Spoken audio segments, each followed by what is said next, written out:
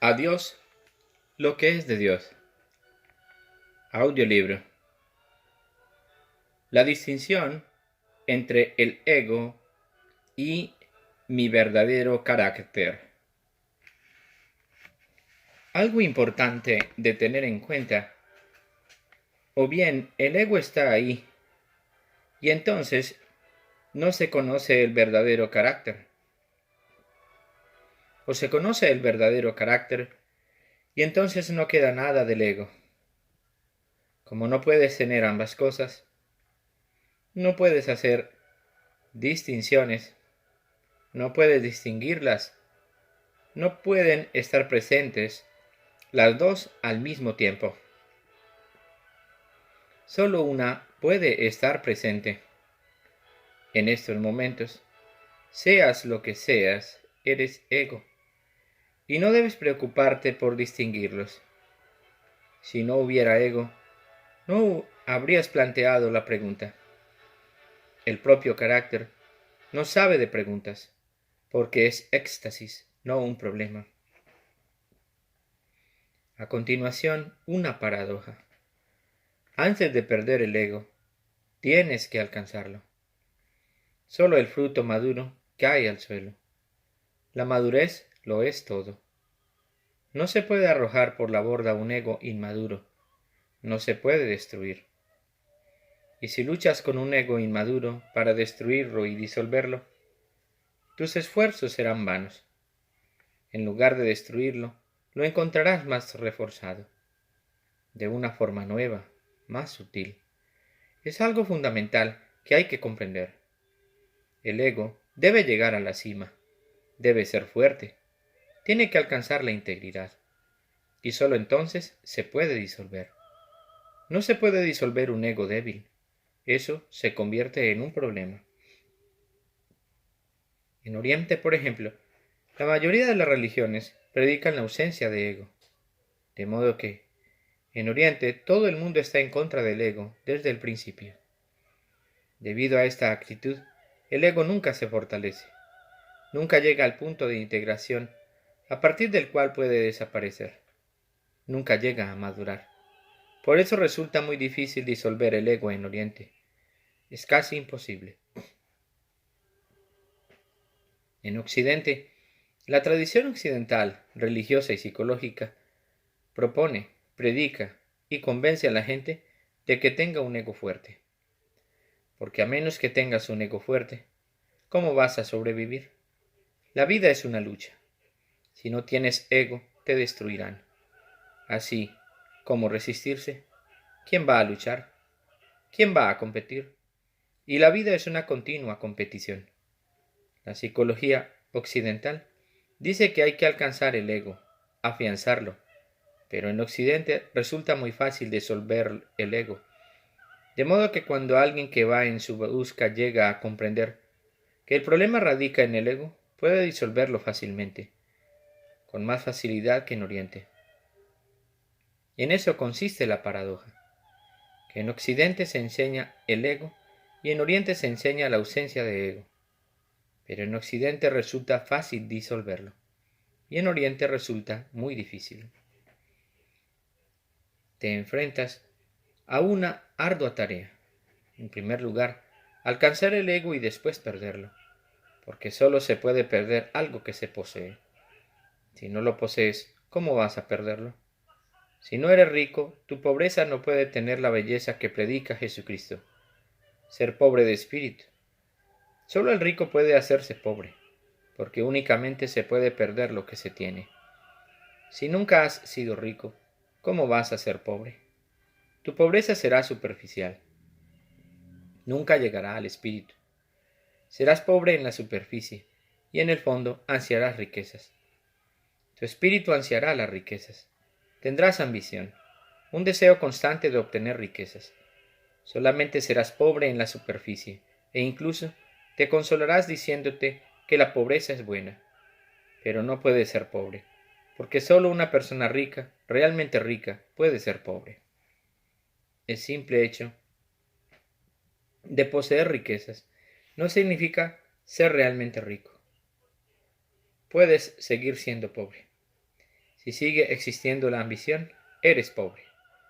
Lo que importa no es lo que tienes. Si tienes suficiente, desaparece el deseo. Cuando tienes suficientes riquezas, desaparece el deseo. Recuerden, rico no es el que mucho posee, sino el que poco necesita. La desaparición del deseo marca el criterio de lo suficiente. Entonces, eres rico. Puedes abandonarlo. Puedes hacerte pobre. Puedes hacerte mendigo. Y entonces tu pobreza es rica. Entonces tu pobreza tiene su propio reino. Y lo mismo ocurre con todo. Los grandes maestros del misticismo enseñan que el conocimiento es inútil. Limitarse a adquirir conocimientos no resulta de mucha ayuda. No solo no resulta de mucha ayuda, sino que puede convertirse en una barrera. No se necesita el conocimiento, pero eso no significa que debas ser ignorante. Tu ignorancia no será real. Cuando has acumulado suficientes conocimientos y los abandonas, llegas a la ignorancia. Entonces te haces realmente ignorante, como Sócrates, que decía: solo sé que nada sé. Ese conocimiento o esta ignorancia, podemos llamarlo como nos plazca. Es completamente distinto. Tiene una cualidad diferente. Ha cambiado de dimensión. Si eres ignorante, sencillamente por no haber reunido conocimiento, tu ignorancia no puede ser sabia. No puede ser sabiduría, sino simple ausencia de conocimiento. Y el ansia continuará adentro. ¿Cómo obtener más conocimientos? ¿Cómo obtener más información? Cuando tienes demasiados conocimientos, has conocido las escrituras, has conocido el pasado, la tradición, has conocido todo lo que se puede conocer. De repente, te das cuenta de la inutilidad de todo. De repente, te das cuenta de que eso no es conocimiento, sino algo prestado. No es tu propia experiencia existencial. No es lo que has llegado a saber. Quizá otros sí lo hayan sabido, pero tú simplemente lo has reunido de una forma mecánica. No ha surgido de ti, no es algo que haya crecido. Es basura recogida de otras cosas, prestada, muerta. Recuerda que el conocimiento solo está vivo cuando tú conoces, cuando es tu experiencia inmediata, directa, pero cuando tu conocimiento proviene de otros, es simplemente memoria, no conocimiento. La memoria está muerta. Cuando reúnes gran cantidad, las riquezas del conocimiento, las escrituras, todo lo que te rodea, las bibliotecas condensadas en tu mente, y de repente te das cuenta de que simplemente llevas la carga de otros, de que no te pertenece nada, de que no has conocido, entonces puedes abandonar todo ese conocimiento. El abandono al abandonarlo surge un nuevo tipo de ignorancia. No se trata de la ignorancia del ignorante, sino de la sabiduría del sabio. Solamente el sabio puede decir no sé, pero al decir no sé, no siente ansias de conocimiento, está constatando un hecho. Y cuando puedes decir de corazón no sé, en ese mismo momento se te abren los ojos. Se abren las puertas del conocimiento. En ese mismo momento es cuando puedes decir con toda sinceridad no sé, cuando eres capaz de adquirir conocimiento.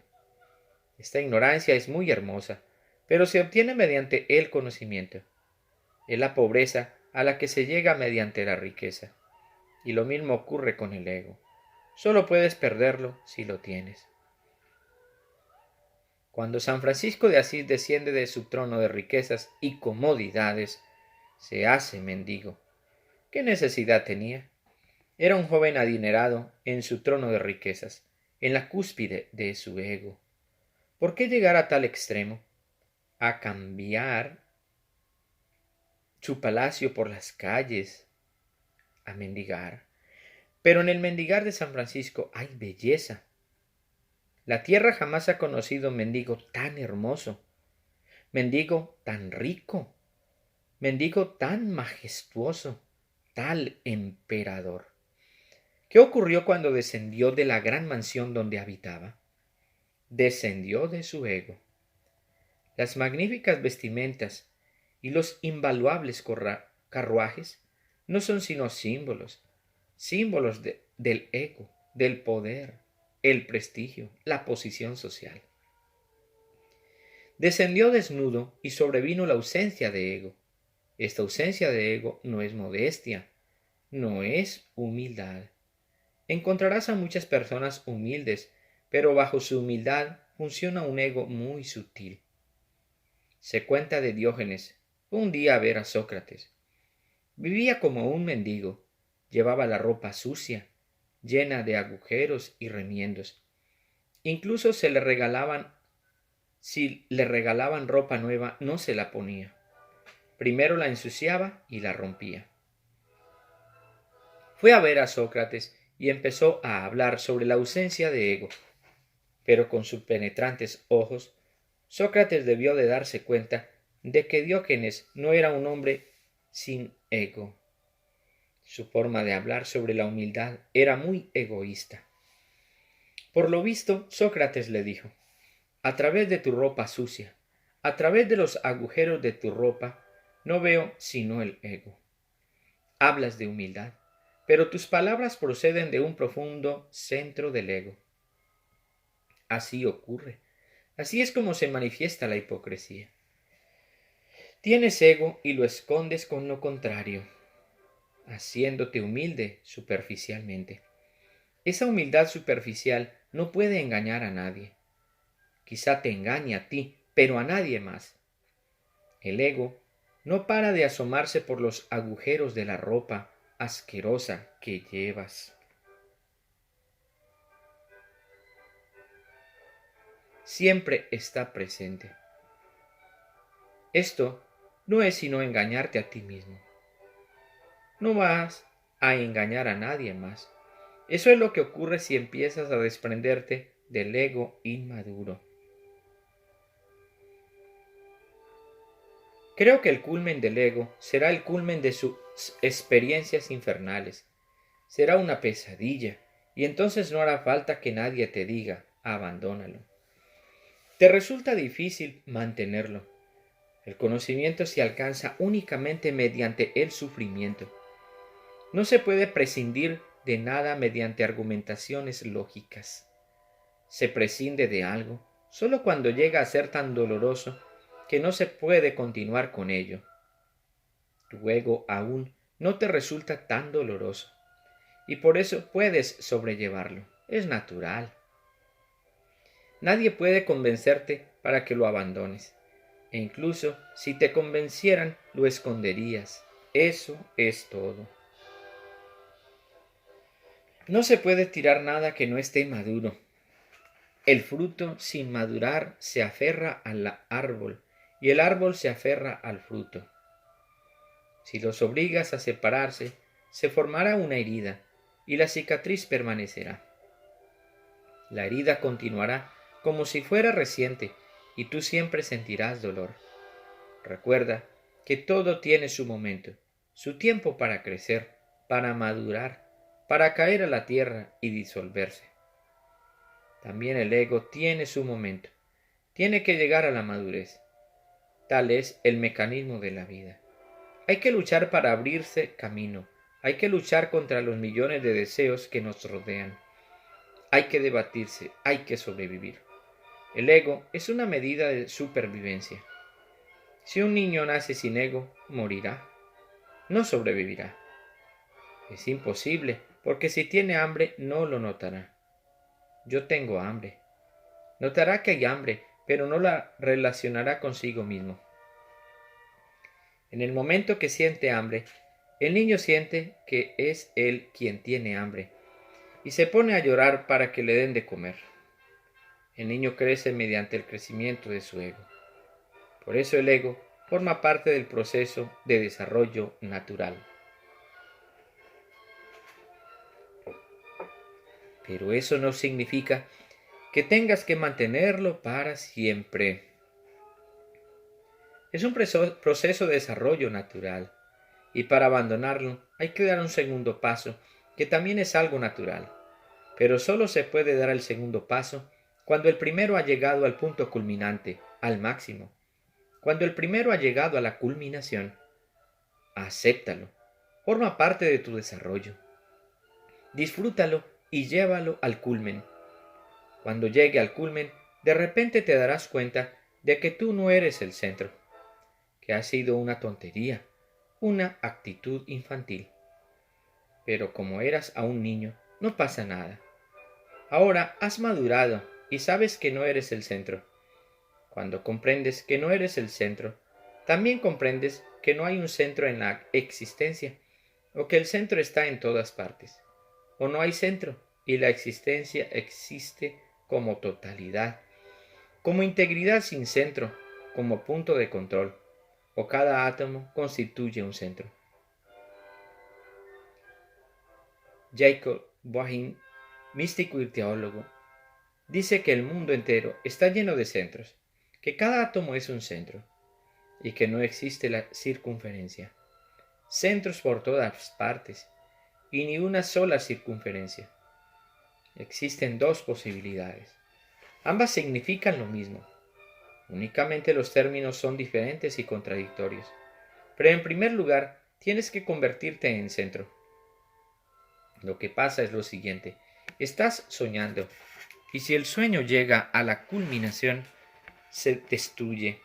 Siempre ocurre lo mismo, que cuando un sueño llega al punto culminante, se destruye. ¿Y cuál es el punto culminante de un sueño? El punto culminante de un sueño llega cuando se tiene la sensación de que eres real. Tienes la sensación de que es real, no un sueño, y continúas con él hasta que el sueño se hace casi realidad. Nunca puedes llegar a ser realidad, sino casi real. Se aproxima tanto a la realidad que no puede ir más lejos, porque con dar un paso más el sueño sería real. Y no puede serlo porque es un sueño. Cuando se acerca tanto a la realidad, te despiertas, con el sueño hecho añicos. Lo mismo ocurre con los demás engaños. El ego es el mayor de los sueños. Tiene su belleza, su agonía. Tiene su éxtasis, su agonía. Tiene su cielo y su infierno, porque ambos están allí. Los sueños son hermosos, unas veces, y otros son pesadillas, pero en ambos casos son sueños. Por eso les digo que no despiertes de tu sueño antes de que llegue el momento. No, jamás hagas nada antes de que llegue el momento. Deja que las cosas se desarrollen, que lleguen a su momento, para que todo ocurra de forma natural. El ego desaparecerá. Puede disolverse por sí solo. Se trata de algo muy profundo. Si renuncias a él, el ego sigue dentro de ti. ¿Quién renunciará a él? Si piensas que tú renunciarás a él, tú eres el ego. De modo que renuncies a lo que renuncies, no será lo real. Lo real continuará y tú te has librado de otra cosa. ¿Quién puede librarse del ego? Es algo que ocurre, no algo que se hace. Te adentras en tu ego y llega un momento en el que todo resulta tan terrible que el sueño se deshace. Y de repente lo comprendes. El ganso está fuera. Nunca ha estado dentro de la botella. Nunca ha sido un ego. Era simplemente un sueño que te rodeaba. Sí, un sueño necesario. Y no hay que condenarlo, porque necesariamente formaba parte del desarrollo.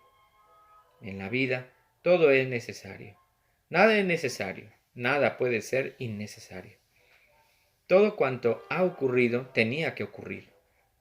Todo cuanto está ocurriendo ocurre por ciertas causas muy profundas.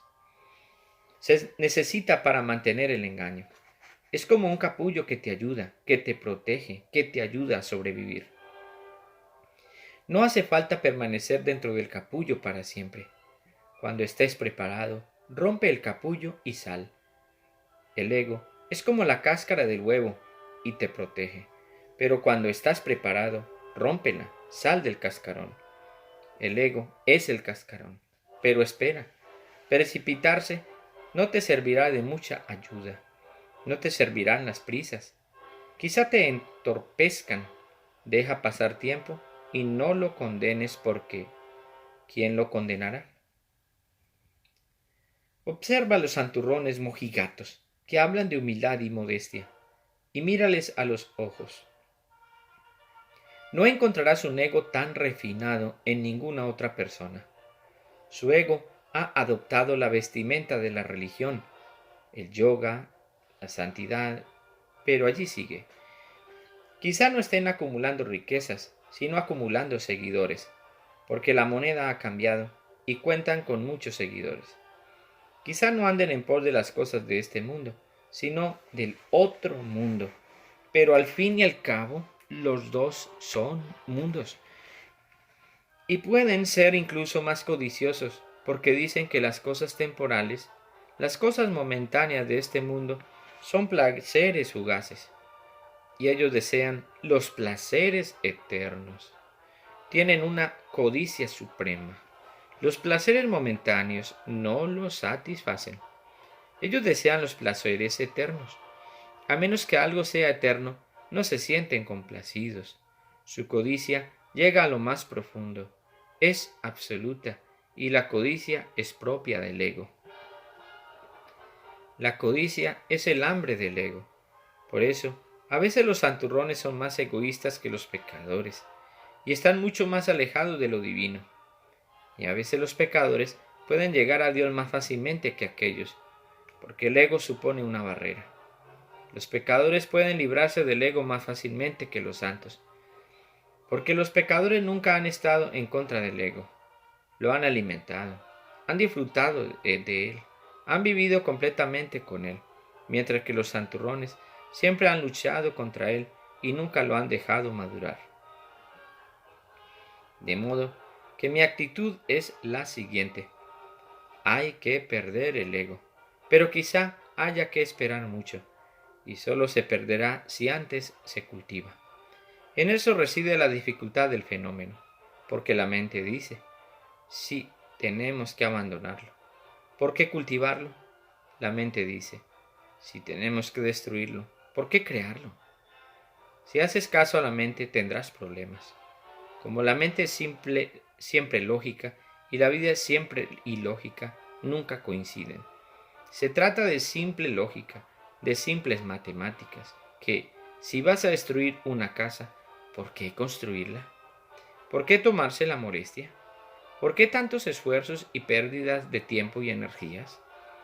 Si la casa aún no está ahí, ¿por qué construirla para después destruirla? La cuestión no es la casa, la cuestión eres tú. Al construir la casa, cambiarás, y al destruir la casa, cambiarás por completo. No serás el mismo, porque crear la casa, ese proceso, supondrá desarrollarte. Después, cuando la casa está terminada, la derribas. Eso significará una transformación. La mente es lógica y la vida dialéctica. La mente sigue una línea simple y la vida siempre salta de un extremo a otro, de una cosa a la opuesta. La vida es dialéctica. Crea y la vida dirá que destruyas. Nace y la vida dirá que mueras. Gana y la vida dirá que pierdas. Sé rico y la vida dirá que seas pobre. Sé una cima, un Everest del ego. Y después, transfórmate en un abismo de la ausencia de ego.